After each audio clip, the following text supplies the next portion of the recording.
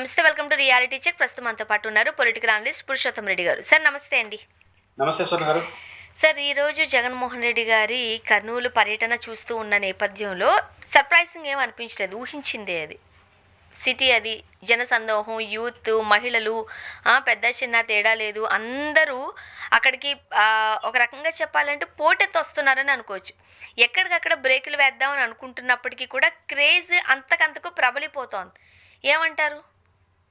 అంటే ఇప్పుడు కూడా పోలీస్ షరతులు కానీ, డిపార్ట్మెంట్ ఇచ్చే పిలుపులు కానీ, షరతులు కానీ, రాజకీయ నాయకులు తర్వాత ఇంప్లిమెంట్ చేసే పద్ధతి కొంచెం దగ్గరగా ఉండాలి. నేను ఎస్పీ గారి యొక్క వివరణ ప్రెస్ మీట్ చూశాను. వారు చెప్పింది ఏం తప్పు కాదు, బట్ దానికి ఉల్టాగా జరిగింది ఈరోజు. అంటే ఎస్పీ గారు నంద్యాలలో మాజీ ముఖ్యమంత్రి చాలా పద్ధతిగా మాట్లాడారు, అందులో ఏం సందేహం లేదు.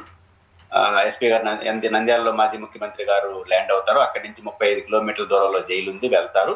కేవలం ములాఖత్కి మాత్రమే అనుమతి ఉంది, ర్యాలీలకి ఇట్లాంటికి లేదన్నట్టు మాట్లాడారు. దానికి ఉన్న కారణాలు కూడా వారు చెప్పారు. నేషనల్ హైవేస్, ప్రజలు ఇబ్బంది పడతారు, ఇవన్నీ చెప్పారు.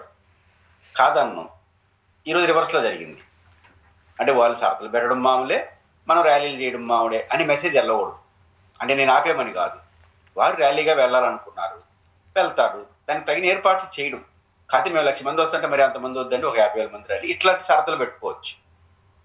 కాబట్టి పోలీస్ డిపార్ట్మెంట్ కానీ ప్రభుత్వం కానీ అట్లా స్పందించాలి. ఈరోజు ఎస్పీ గారు ప్రకటన చూసిన తర్వాత నిన్న జగన్మోహన్ రెడ్డి గారి జీవో నెంబర్ 1 గుర్తొచ్చింది. అప్పుడు జీవో నెంబర్ 1 అని ఆయన అన్నాడు, ఈయన అనలేదు, అంతే తేడా. జీవో నెంబర్ 1లో కూడా అదే కదా ఉండేది, ర్యాలీలు చేయకూడదు, అంటే ఎక్కడ పడితే అక్కడ ర్యాలీలు చేయకూడదు, నేషనల్ హైవే ఉండకూడదు, ట్రాఫిక్ ఇబ్బంది కాదు. అప్పుడు అందరూ అరిచారు, జగన్మోహన్ రెడ్డి ప్రజాస్వామ్యాన్ని కూలీ చేసేస్తున్నాడు, అది ఇదని. మరి ఇప్పుడు అదే మాట్లాడుతున్నాం మనం. కాబట్టి ప్రభుత్వాలు ఇష్యూస్ టేకప్ చేసినప్పుడు సీరియస్ గా, పద్ధతిగా, ప్రజల విశ్వాసాన్ని పొందేట్టుగా ఉండాలి. ఈరోజు ర్యాలీకి సంబంధించి విజయవంతం అవుతుందన్న విషయం అందరికీ తెలుసు.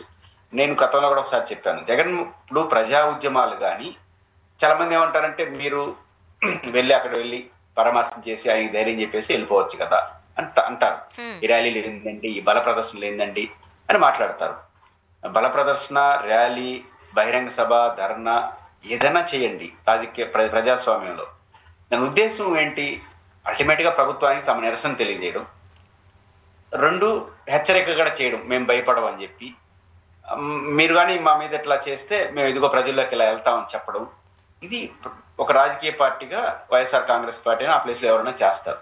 వాళ్ళు ర్యాలీ మార్గాన్ని ఎంచుకున్నారు, ధర్నాలు చేయట్లేదు కదా, ర్యాలీ మార్గాన్ని ఎంచుకున్నారు. ఇప్పుడు జగన్మోహన్ రెడ్డి గారు కర్నూలుకి ఎప్పుడు వచ్చాడు? ఈ రోజు వచ్చాడు, గతంలో రాలేదు కదా. ఇప్పుడు సంవత్సరానికి 6 నెలలకు వస్తారు. పర్మిట్ చేయండి. పర్మిట్ చేసేస్తే పోలీసులు పర్మిషన్ పద్ధతిగా జరిగిందని ఈరోజు మనం మాట్లాడుకుంటాం. ఇప్పుడు ఏమంటాం, ఎస్పీ గారి ప్రకటన ఏం చేసినా లెక్క చేయలేదు, జనం అంతా తోసుకొచ్చారు, ఇవన్నీ అవసరం లేదు కదా. ఎస్పీ గారి ప్రకటన అక్కడెక్కడ అడ్డుకోవడం, వాళ్ళు ప్రశాంతంగా పంపించేస్తున్నారు అనుకోండి, వాళ్ళ పాటు వాళ్ళు వెళ్ళిపోయింటారు. నిజానికి ఎంత రప్చర్ అయ్యిండేది. అక్కడక్కడ కొన్ని చోట్ల పోలీసులు అడ్డుకున్నారు. ఉన్నంతలో కొంచెం పోలీసులు కూడా ఈరోజు ఉందాగానే ఉన్నట్టు ఉన్నారు. అక్కడెక్కడ డిస్టర్బెన్స్ వచ్చినా కొంత ఉందాగానే ఉన్నారు, కాదనిలేము. కొన్ని చోట్ల కొంచెం అడ్డుకున్నారు. అది కూడా లేకపోయింది అనుకోండి, ఏమవుతుంది, వాళ్ళందరూ జాయిన్ అయ్యారు. ఇప్పుడు 50,000 మంది వచ్చారనుకో, ఇంకో 5,000 మంది మీరు అడ్డుకుంటారు, మా అంటే అంత మించి ఏముండదు కదా. 5,000 మంది అడిగితే 55,000 అవుతారు. పోయింది 55,000. కాబట్టి ఆ పోలీసులు కూడా అక్కడ కష్టపడకుండా వచ్చి లైన్లో నిలబడుకున్నారంటే అయిపోతుంది. కాబట్టి ఎప్పుడు కూడా ప్రతిపక్షం చేసే యాక్టివిటీని ప్రెజర్ బిల్డప్ చేస్తే అంత పెరుగుతుంది, ప్రాధాన్యత పెరుగుతుంది, ప్రజల అటెన్షన్ పెరుగుతుంది. కాబట్టి దాన్ని దృష్టిలో పెట్టుకొని ప్రభుత్వం వ్యవహరించాలి. ఈరోజు పర్యటన విజయవంతమైందంటే 2 కనిపిస్తాయి. ఒకటి, జగన్మోహన్ రెడ్డి గారికి ప్రజల్లో ఉన్నటువంటి బలం. వైఎస్ఆర్ కాంగ్రెస్ పార్టీకి కర్నూలు జిల్లాలో కావచ్చు, రాయలసీమలో కావచ్చు ప్రజల్లో ఉన్న పట్టు. 3, ప్రజల్లో వ్యతిరేకత కూడా వస్తుంది వ్యవహార శైలి పట్ల. ఇప్పుడు జగన్మోహన్ రెడ్డి గారు డీటెయిల్ గా కేసుకు సంబంధించి చెప్పాడు. దాంట్లో ఆయన చెప్పిందన్నీ ప్రతిపక్షం కాబట్టి, విరూపాక్ష అనే ఎమ్మెల్యే గారి పార్టీకి అధ్యక్షుడు కాబట్టి అన్ని అబద్ధాలు చెప్పాడు అనుకున్నాం కాసేపు. గొడవే కదా జరిగింది. గొడవ జరిగినప్పుడు ఒకరే కొట్టుకుంటారా, 2-3 కలిసి కొట్టుకుంటారా? అండ్ యాక్చువల్ గా ఏదన్నా చదివి వినిపించడము, లేదంటే ఆ రోజు దినపత్రికల్లో వచ్చిందో లేకపోతే వేరే వేరే వ్యాఖ్యలో మాత్రమే చెప్పి ఊరుకోవట్లేదు. అసలు ఆ రోజు ఏం జరిగింది అనేది ఫుటేజ్ ఏదైతే బయటకు వచ్చిందో ఆ ఫుటేజ్ని ప్రజెంటేషన్ చేస్తూ చెప్పేసరికి కాదు అనలేని పరిస్థితికి వచ్చేసింది. ఒక డైలమాలో పడేస్తున్నారు, వ్యూహాత్మకంగా వెళుతున్నారు అనుకోవచ్చా? జగన్మోహన్ రెడ్డి గారు ప్రజల్లో తనకున్నటువంటి బలం, ప్రజల్లో ద్వారా నిరసన తెలియజేస్తున్నారు. ఇది ఫస్ట్ పాయింట్.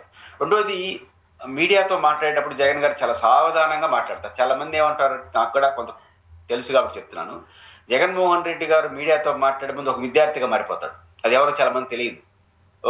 మనం పరీక్ష రాసేటప్పుడు ఎట్లయితే వారం నుంచి ప్రిపేర్ అవుతుంటాం కదా, జగన్మోహన్ రెడ్డి గారి పాయింట్స్ వైజ్ రాస్తూ ఉంటారు. ప్రిపరేషన్ అవసరం లేదు జగన్ గారి స్థాయికి. కానీ ఆయన ఒక రోజు నుంచి 2 రోజులు అంతా క్లోజ్ చేసేసి ప్రిపేర్ అవుతుంటాడు ప్రెస్ మీట్ కి. చాలా రెస్పాన్సిబిలిటీగా ఆయన డీటెయిల్ నోట్ చేసుకొస్తాడు. ఆయనకున్న అలవాటు అది. కాబట్టి జగన్మోహన్ రెడ్డి గారి ప్రిపరేషన్ కనిపిస్తా ఉంది, సమస్య కూడా కనిపిస్తా ఉంది. నేను ఇంతకు ముందు ప్రస్తావించినట్టు మధ్యలో, ఇప్పుడు గొడవ అంటే నేను వచ్చి మిమ్మల్ని కొడుతున్నానంటే మీరు ఏదో చేస్తుంటారు కదా, కొడతారు కదా, తిరిగి ప్రయత్నం చేస్తారు కదా. బలవంతులు ఎక్కువ కొట్టచ్చు, బలహీనులు కూడా గుమ్మనే ఉండ కొట్టేసిపోయినా అని చెప్పడు కదా. అందులో ఎవరిని కొట్టేశాడు? అధికార పార్టీ వాళ్ళని కొట్టినాడు ఎమ్మెల్యే. ఈ లెక్క ప్రకారం కేసులు బట్టి కేసులు చూస్తా ఉంటే జైలు పంపి అధికార పార్టీ అయినా ప్రతిపక్ష ఎమ్మెల్యే కొట్టేసినాడు. వాళ్ళు గుమ్మను ఉంటారు, వాళ్ళు కొట్టుంటారు కదా. అప్పుడు 2 వైపుల నుంచి కేసులు పెట్టాలి కదా, 2 వైపుల నుంచి యాక్షన్ తీసుకోవాలి కదా. మినిమం ప్రజాస్వామ్యంలో అధికారం అనేది, ప్రజాస్వామ్యంలో రూల్స్ అనేది అందరికీ సమానమే. కానీ వాస్తవం ఏంటంటే అధికార పక్షానికి కొంచెం ఎక్కువ సమానము. ఇది మనం బహిరంగ చూస్తున్నాం. కొంత ఎక్కువ సమానం పెట్టుకొని మినిమం సమానాన్ని పాటించాలి కదా. కనీసం వాళ్ళ మీద కేసు అని పెట్టాలి, అరెస్ట్ చేయబోయినారు. వాళ్ళ మీద ఏమీ లేకుండా కేవలం 80 కొట్టేసాడంటే ఎవరైనా ప్రతిపక్షంలో ఉండే ఎమ్మెల్యే అధికార పార్టీ వాళ్ళని కూడా వేస్తారా? అది జరిగే పనేనా? కాబట్టి జగన్మోహన్ రెడ్డి గారు చాలా క్లియర్ ఎస్టాబ్లిష్ చేసే ప్రయత్నం 2 రకాలుగా, ఒకటి ప్రజలు కన్విన్స్ చేసే ప్రయత్నం గట్టిగా చేశారు, ప్రిపరేషన్స్ వచ్చారు. అన్నిటికన్నా మించి ఈ ర్యాలీని విజయవంతం చేయడం ద్వారా విరూపాక్షి గారికి ఆయన వెళ్ళి పలకరించడం ద్వారా ధైర్యాన్ని ఇచ్చాడు, వాళ్ళ కుటుంబ సభ్యులకు మానసిక ధైర్యాన్ని ఇచ్చాడు. అన్నిటికన్నా మించి కర్నూలులో గట్టిగా నిలబడండి, మీకు వెనకాల ఇంతమంది అని ధైర్యం ఇచ్చాడు. రాష్ట్ర ప్రభుత్వానికి ఒక ఖచ్చితమైన హెచ్చరిక చేశాడు, మేమేం భయపడము, రెండోది మా బలం ఇంత, మీ పట్ల జనానికి వచ్చిన వ్యతిరేకత అంతా మార్చుకోకపోతే ఇబ్బంది పడతారు అనే హెచ్చరికను, ధైర్యాన్ని, రిక్వెస్ట్ ను అన్నిటినీ చాలా బ్యాలెన్స్డ్ గా జరిపారు. ఎలాంటి అవాంఛనీయ సంఘటన నేను చూశాను కొన్ని మీడియా ఛానల్లో. కర్నూలు ప్రజలు టెన్షన్ తో భయపడుతుంది. నిన్న డిబేట్లన్నీ అవే, టెన్షన్ భయపడుతున్నారంట, ఏమైపోతుందో కర్నూలు, జగన్ వస్తున్నాడు అంటే. ఇక్కడ కొన్ని సందర్భాల్లో స్వర్ణ గారు మనం చేసే అతి, వాళ్ళు తిడుతున్నామా పొగుడుతున్నామా అర్థం కాదు. ఇప్పుడు కర్నూలు వణికిపోతుందంటే, జగన్ వస్తా అంటే వణికిపోతా అంటే ధైర్యం ఊరికే వణుకుతుంది, ఆయన బలవంతుడికే వణుకుతుంది. మీకు నాకు వనకదు కదా, బలవంతుడికే వణుకుతుంది. బలవంతుడే కదా జగన్, మళ్ళీ బలహీనుడు ఆయన జనం లేరు, ఆఫ్టర్ ఆల్ ఎమ్మెల్యే అంటారు. ఈ ద్వంద్వ ప్రమాణాలు ఏంది? జగన్ వస్తే కర్నూలు ప్రేమించింది, ఆహ్వానించింది. కర్నూలు వైఎస్ఆర్ కాంగ్రెస్ పార్టీ బలం, మన గాల్లో పోయారు కానీ ఆ గాల్లో కూడా ఒకరికి గెలిచారు రాష్ట్రం అంతా కుట్టుకుపోతే. అలాంటి చోట 14 గెలిచిన చరిత్ర ఉంది వైసీపీకి. చాలా బలమైన పార్టీ కర్నూలు జిల్లాలో. కాబట్టి జగన్మోహన్ రెడ్డి కూడా బలమైన నాయకుడు వస్తుంటే ఆహ్వానిస్తుంది, ప్రేమిస్తుంది తప్ప భయపడిపోవడం ఇది నాకు అర్థం కాదు. అంటే ఇట్లాంటి విపరీతమైన పోకళ్ళు పోవడం ఇవన్నీ మానుకుంటే మంచిది. ఇట్లాంటి పోకళ్ళు పోతే వాళ్ళు బలపడతారు, మీరు బలహీనపడతారు. అండ్ ఎలానో కర్నూలు వస్తున్నారు కాబట్టి సుగాలి ప్రీతి మదర్ కూడా 9 ఏళ్ల నుంచి న్యాయం కోసం మేము వెయిట్ చేస్తున్నాము, జగనన్న మాకేమన్నా సాయం చేస్తారేమో అంటే ఆమె మాట్లాడడం, కలవడానికి ప్రయత్నించడం మనం చూసాం. సుగాలి ప్రీతి ఇష్యూని ఖచ్చితంగా పవన్ కళ్యాణ్ గారు కూటమి సమాధానం చెప్పాలి కదా. సుగాలి ప్రీతి గారికి సంబంధించిన ఇన్సిడెంట్ ఎప్పుడు జరిగింది? 2014-19 మధ్య జరిగింది. అంటే తెలుగుదేశం పార్టీ, జనసేన అధినేత పవన్ కళ్యాణ్ గారు మద్దతు ఇస్తున్నటువంటి పార్టీ అధికారంలో జరిగింది. ఎవరు చేశారు? తప్పెవరిదో జోలికి నేను వెళ్ళట్లేదు, విచారణ తేలాలి. అయితే అసలు జగన్ గారి పీరియడ్ లో మీరు ఇష్యూ చేశారు. ఇష్యూ జరిగింది తెలుగుదేశం పార్టీ అధికారంలో ఉన్నారు. జగన్మోహన్ రెడ్డి గారి పీరియడ్ లో మీరు ఇష్యూ చేశారు. ఓకే, ఇష్యూ చేశారు. తర్వాత ఇప్పుడు ఏంటి మీ స్పందన, రెస్పాన్స్ ఏంటి? మేము న్యాయం చేసేసాం, అంతా అయిపోయిందని చెప్పగలరా? పోనీ ఏదైతే జగన్మోహన్ రెడ్డి గారు ఉన్నప్పుడు మేము ఇష్యూ చేశామో ఆ ఇష్యూ బేసిక్ గా ఇప్పుడు కూడా చేస్తున్నాము. ఇప్పుడు ఆమెకి ఏమైతే జగన్మోహన్ రెడ్డి అధికారం ఉన్నప్పుడు మేము డిమాండ్ చేసాము, ఆ డిమాండ్లన్నీ మేము అధికారంకి వచ్చిన పరిస్థితి చేసినాము అని సంతృప్తాన్ని వ్యక్తం చేయం. ఆ వెనకాల జగన్ ఉన్నాడు, అనివార్యంగా జగనే ఉంటాడు. ప్రభుత్వం పట్టించుకొని ఏ గొంతుకైనా జగనే అంట. ఎందుకని జగన్మోహన్ రెడ్డి గారు ఓడిపోయినప్పుడు ఏం మాట్లాడినాడు? ఓడిపోయిండొచ్చు కానీ మళ్ళీ ఇంతకన్నా కష్టాలు చాలా భావోద్వేగంతో మాట్లాడినాడు. ఓడిపోయిన మొదటి రోజు సమాధానం, వాయిస్ లెస్ పీపుల్ కు వాయిస్ గా ఉంటాము అని చెప్పాడు.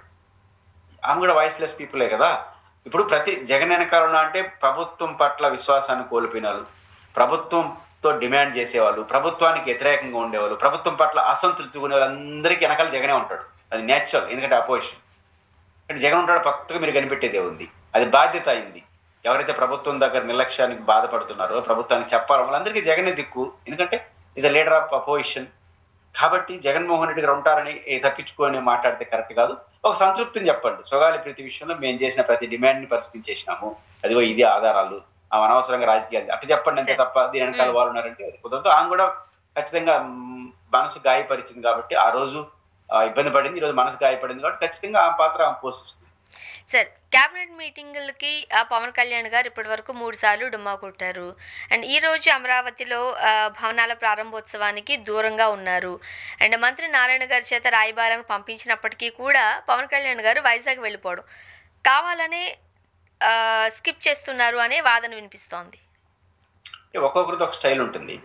ఇప్పుడు లోకేష్ గారు మున్సిపల్ ఎన్నికలు రాబోతాయని ఒక స్టైల్ వదిలాడు. అదేంటంటే 80-20, 80% మేము, 15% జనసేన, 5% బీజేపీ. అది ఎవరిని అడిగి చెప్పినాడు? మిత్రపక్షాలు కలిసి కూర్చొని మాట్లాడాల. ఒక ట్రైల్ వదిలాడు. ఆయన ఏం అమాయకంగా వెళ్ళాడు. లోకేష్ కూడా వయసులో చిన్నవాడే కావచ్చు, అమాయకం కాదు. ఎట్లుంటుందో స్పందన చూద్దామని ట్రైల్ వేసినాడు. అంటే ఎంత రియాక్షన్ వస్తుంది, ఎలా వస్తుంది అనే దానికోసం ఒక ట్రైల్ వేసినాడు. ఆ ట్రైల్ దాదాపు ఎక్కువ సక్సెస్ అయినట్టుంది. మరి జనసేన నుంచి మిశ్రమ స్పందన వచ్చింది. ఇప్పుడు పవన్ కళ్యాణ్ గారు ఇంకో స్టైల్ వేస్తున్నాను డౌట్. ఈ వస్తున్నాయి కాబట్టి నేను కూడా అసంతృప్తిగానే ఉన్నాను అని చెప్పడం కోసం ఏమైనా ఇటు పర్యటనలు పెట్టుకుంటున్నాడా, లేదా క్యాబినెట్ మీటింగ్లు రాకుండా ఉంటున్నాడా అనే అనుమానం అయితే కలుగుతుంది. ఎవరి స్టైల్ వాళ్ళది. అయితే ఇక్కడ స్వర్ణ గారు బేసిక్ గా ఒక క్యాబినెట్ సమావేశానికి రాకపోవడం పెద్ద విషయం, నేరమేం కాదు. వారికి ఏదైనా పని ఉండొచ్చు, లేకపోతే వ్యక్తిగత సమస్యలు ఉండొచ్చు, ఆరోగ్య సమస్యలు ఉండొచ్చు, రాకపోవడం తప్పు కాదు, అభ్యంతరం చెప్పాల్సిన అవసరం లేదు. కానీ పవన్ కళ్యాణ్ గారు క్యాబినెట్ కి రాడనేది రోజు ఒకసారి చర్చగా మొదలవుతారు. ఇది కరెక్ట్ కాదు. అంటే ఎవ్రీ టైం స్కిప్ చేస్తే మరి అలా కాకుండా ఇంకెలా మాట్లాడతాము?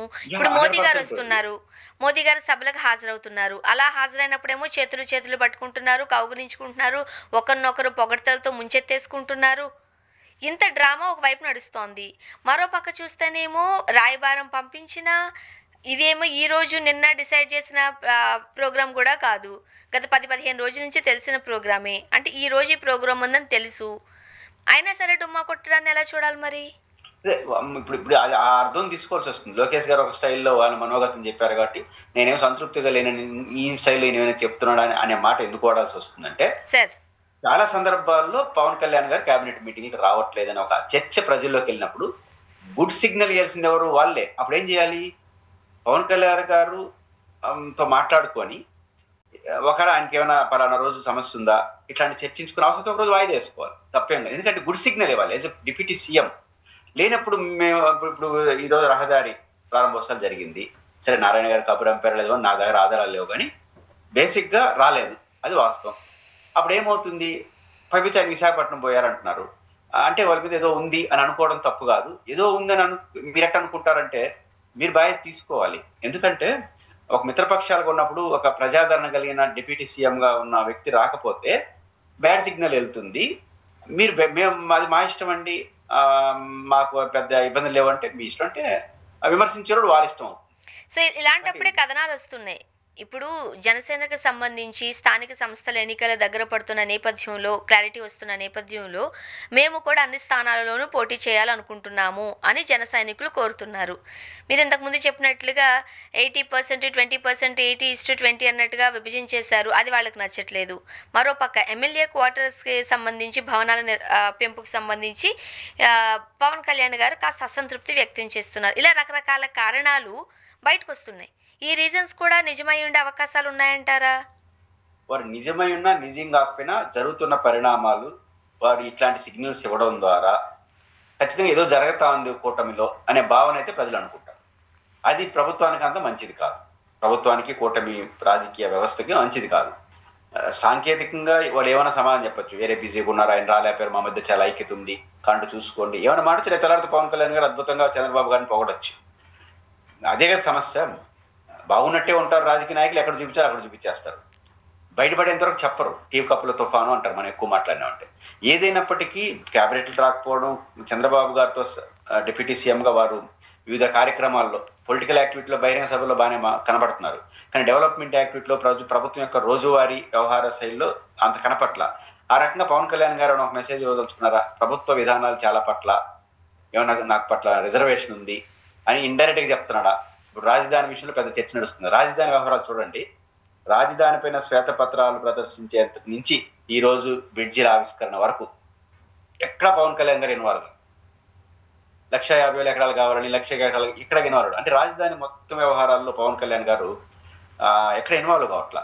అంటే రేపు ఎప్పుడన్నా భిన్నాభిప్రాయాలు చెప్పాలంటే నాకు అప్పటి నుంచి అసంతృప్తి ఉంది, అందుకే నేను పోయేవాడిని కాదని చెప్పుకోవడం కోసం ఏమన్నా చెప్తున్నారా? పైపించి ఇదే విజయవాడలో కూర్చొని ఎవరి రాజధాని అమరావతి అని ఐవార్ కృష్ణారావు రాసిన పుస్తకాన్ని ఆయన ఆవిష్కరించాడు. ఎవరు? పవన్ కళ్యాణ్ గారు. ఆ పుస్తకంలో అది ప్రజల రాజధాని కాదని ఆయన చెప్పినాడు. పుస్తకంలో ఆయన చెప్పినాడు, ఈయన బహిరంగ చెప్పినాడు. ఇక్కడ అమరావతిలో కూర్చోంటే ఇది మా రాజధాని అనే ఫీలింగ్ రాష్ట్ర ప్రజలకు కలగట్లేదు అన్నాడు. 50,000 ఎకరాలకి ఇంక 1,00,000 ఎకరాలతో ఏమంటాడో తెలియదు. ఆ ప్రకటన ఆయన చేస్తుండడం. రెండోది, భవిష్యత్తులో ఎప్పుడన్నా విడిపోవాల్సిన పరిస్థితి వస్తే నాకు ఆ రాజధాని పట్ల అన్ని విషయాల్లో ఏకాభిప్రాయం లేదని చెప్పడం ఉద్దేశం కావచ్చు. లేదా ప్రభుత్వ విధానాల పట్ల పవన్ కళ్యాణ్ గారు ఏదో అసంతృప్తితో ఉన్నాడు అనే సిగ్నల్ నిరంతరాయంగా ప్రజల్లో మధ్యలో పెట్టాలనుకుంటున్నాడా? రేపు చెడ్డ పేరు వస్తే నాకు ఓకే వాళ్ళగా నాకు తగ్గించుకోవడం కోసమే చూస్తున్నారనే వస్తుంది. ఇది అల్టిమేట్ గా ప్రభుత్వానికి నష్టం. కానీ ఎలా ఉంటే కలిసి ఎలా ఉంటారు సార్? ఇంకో 15 ఏళ్ళు 15 ఏళ్ళు ఉండాలని నేను అంటున్నాడు, చెప్తున్నాడు. కానీ 15 ఏళ్ళు ఉండడానికి నాకు ఇది కాలేదు కారణానికి 17 రోజుల్లో కూడా పోవచ్చు కదా. మీరు అనొచ్చు, రేపు మీరు ఇంటర్వ్యూ చేసినప్పుడు సార్ మీరు 15 ఏళ్ళు అన్నారు కదా, అప్పుడే వచ్చేసినట్టు 15 ఏళ్ళు ఉన్నారనుకున్నా వాళ్ళు ఉన్నిస్తే కదా అంటాడు. ఒక ముక్కతో అయిపోయింది మొత్తం 15 ఏళ్ళ సమాచారం. కాబట్టి అదేం పెద్ద ఇష్యూ కాదు. 15 ఏళ్ళు వాళ్ళు కలిసి ఉండొచ్చు రాజకీయంగా. ఆయన అధికారంలో ఉంటా ఉంటాడు. అధికారంలో ఏడుంటారు? 2029లో ఓడిపోతే మొత్తం పోతారు ఇంటికి. కాబట్టి 15 సంవత్సరాలు వాళ్ళిద్దరూ ఉంటారని నేను అనుకోను. ఉన్నారంటే మళ్ళీ జనసేన ఉండదు అట్ట అనుకోవచ్చు. 15 సంవత్సరాల పాటు కలిసి ఉండరు. కలిసి పొరపాటును 15 సంవత్సరాలు 2 పార్టీలు ఉన్నాయంటే మళ్ళీ 2 పార్టీలు ఏదో ఒకటి మిగలుతుంది. ఇంకో పార్టీ అంతర్లీనం అయిపోతుంది ఒక పార్టీలో, మళ్ళీ బతికేది ఏమి ఉండదు 15 సంవత్సరాలు కలిసి సంసారం చేసినారంటే. కాబట్టి అప్పుడు ఒకటే పార్టీ అవుతుంది. 15 ఏళ్ళు ఉంటారా ఉండరా? నా అంచనా ప్రకారం ఉంటారని నేనైతే అనుకోవట్లేదు.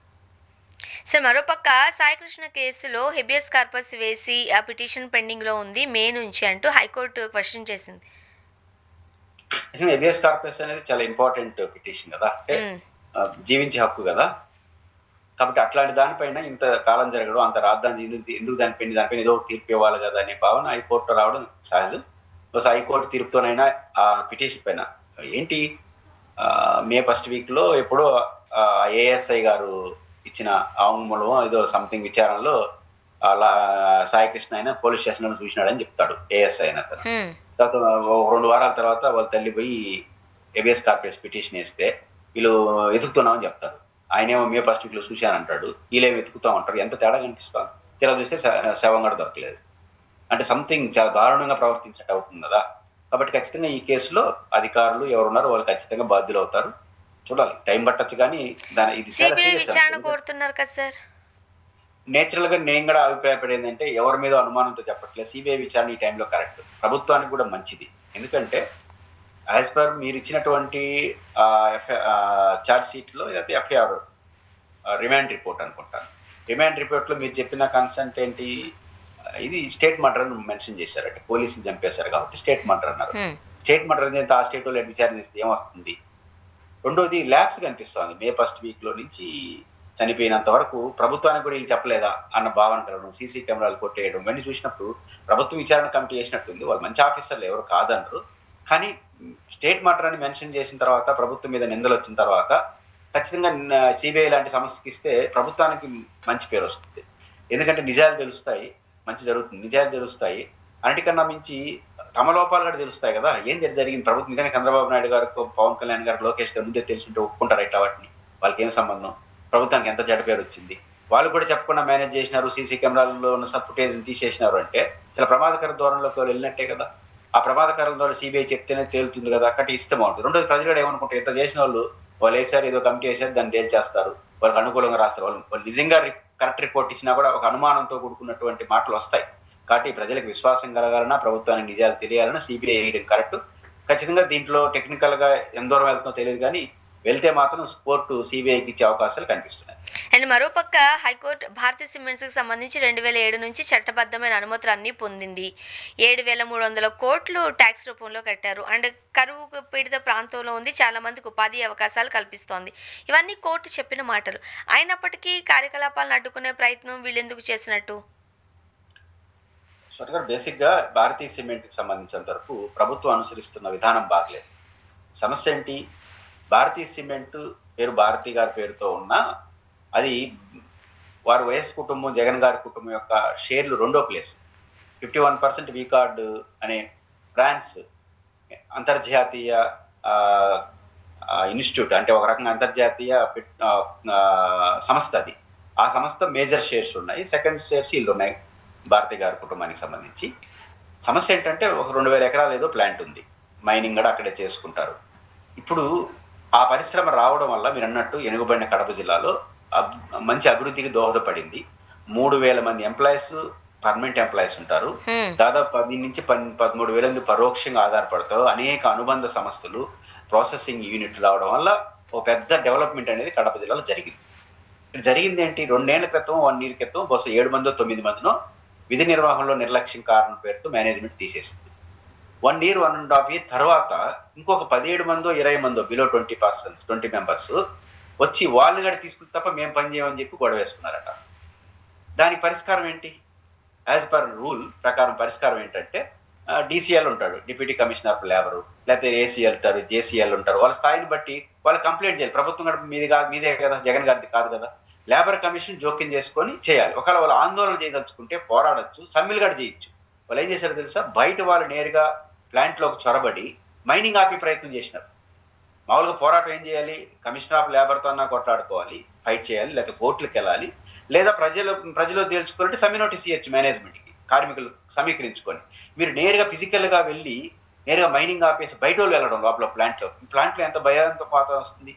ఇది చాలా ప్రమాదకర పోకళ్ళు. ఇట్లా ఉంటే ఫ్రాన్స్ కమిటీ, ఇంటర్నేషనల్ సంస్థ అది, వైఎస్ కుటుంబానికి సంబంధించింది అయినా తెలిసినా కూడా పోయినారు అంటే రేపు మిగతా సాధారణ కంపెనీ వాళ్ళు ఎంత భయపడతారు. మాది ఫ్రెండ్లీ ఇండస్ట్రియల్ పాలసీ అని చెప్పుకుంటే కుదరదు. ఇక్కడ ఎక్కడుంది ఫ్రెండ్లీ కూడా కాదు, నెగిటివ్ చేయొద్దండి, ఇక్కడ ప్లాంట్ కార్యాలయాలు అడ్డుకోని ప్రయత్నం చేయొద్దండి అనేది ఇక్కడ నేను చెప్పదలుచుకుంది. 2, స్వర్ణ గారు, గతంలో నేను పేరులో చెప్పను కానీ ఒకనొక కొన్ని కంపెనీలకు నోటీస్ ఇస్తే ఎవరు నోటీస్ ఇచ్చారు, ఈ పొల్యూషన్ కంట్రోల్ బోర్డు ఇట్లాంటి నోటీసులు ఇచ్చారు. గవర్నమెంట్ ఇన్స్టిట్యూషన్స్ నోటీసులు ఇస్తే ఇది రాజకీయ కక్ష అన్నారు. గవర్నమెంట్ ఇన్స్టిట్యూషన్ నోటీస్ ఇచ్చింది, వైఎస్ఆర్ కాంగ్రెస్ పార్టీ వాళ్ళు బోలా. గవర్నమెంట్ ఇన్స్టిట్యూషన్ నోటీస్ ఇస్తే ఇది రాజకీయ కక్ష అన్నారు. మరి ఈ రోజు మీరు గవర్నమెంట్ ఇన్స్టిట్యూషన్స్ కూడా ఇవ్వకుండా ప్రైవేట్ వ్యక్తులు పోయి చొరబడి ప్లాంట్లో చేస్తే దీన్ని ఏమంటారు? అయితే వైఎస్ కుటుంబాన్ని కానీ భారతి గారి కుటుంబాన్ని అభినందించాల్సింది. అక్కడ ఇది రాజకీయ కక్ష అని వాళ్ళు ఏమైనా బయటికి రావట్లేదు, తప్పు అంటున్నారు. మీడియా మాట్లాడుతోంది కానీ జగన్ గారి కుటుంబ సభ్యులను ఎవరు ఇది అన్యాయం నేరుగా లీగల్గా పోయినారు. కోర్టు సీరియస్ గా చెప్పింది, రక్షణ కల్పించండి అని కూడా చెప్పారు కోర్టు వారు. 7,500 కోట్ల రూపాయలు ప్రభుత్వానికి పన్నుల రూపంలో చెల్లించిన సంస్థ అది. కార్యకలాపాలు యథాతథంగా జరగడానికి ప్రభుత్వం తగిన ఏర్పాట్లు చేయాలి, పోలీస్ వ్యవస్థ చేయాలని కోర్టు చెప్పిన తర్వాత ఇప్పుడు ప్లాంట్ నడుస్తా ఉంది. అంటే ఇట్లాంటి భయోందనలు కల్పిస్తే ఏం చెప్తారు? కాబట్టి రాజకీయంగా వాళ్ళు ఎక్కడ దీన్ని రాజకీయం చేయాల, వైఎస్ఆర్ కాంగ్రెస్ పార్టీ కానీ భారతీయ గారు కానీ వాళ్ళ కుటుంబం కానీ. కాబట్టి మీరు చేశారు, మనకు పొల్యూషన్ బోర్డు సర్టిఫికేట్ ఇస్తే రాజకీయం ఉన్నారు. ఇక్కడ డీసీఎల్ ఇలా నోటీసు డైరెక్ట్ గా ప్రైవేట్ వ్యక్తులు రాజకీయ ప్రేరేపిత వ్యక్తులు పోయి జ్వరపడ్డారు, కానీ వాళ్ళు ఎక్కడ రాజకీయం చేయాలి. కాబట్టి ఇప్పటికైనా ప్రభుత్వం ఇట్లాంటి వాటి చేయకపోతే ఫ్రెండ్లీ ఇంట్రెస్ట్ అనేది పేపర్ మీద ఉంటుంది. ఆచరణలో ఇట్లాంటి జరిగితే ఏమవుతుంది, రేపు కంపెనీలు రావు. పెద్ద కంపెనీలకి ఏ పరిస్థితి వస్తే రేపు మాది ఏంది అనుకున్నారంటే ప్రమాదకర పరిస్థితులు వస్తాయి. కానీ ప్రభుత్వం సీరియస్ గా ఆలోచించి ఇట్లాంటి విషయాల్లో హుందాగా వ్యవహరించాలి. ఇండస్ట్రియల్ పాలసీని చెప్పేదాంతో పాటు చేసేదాంతో ఆ పాలసీ ఉండాలి. Thank you so much sir, మీ అభిప్రాయాలు పంచుకున్నారు. Thank you. ఇది వాళ్ళ రియాలిటీ చెక్. Stay tuned.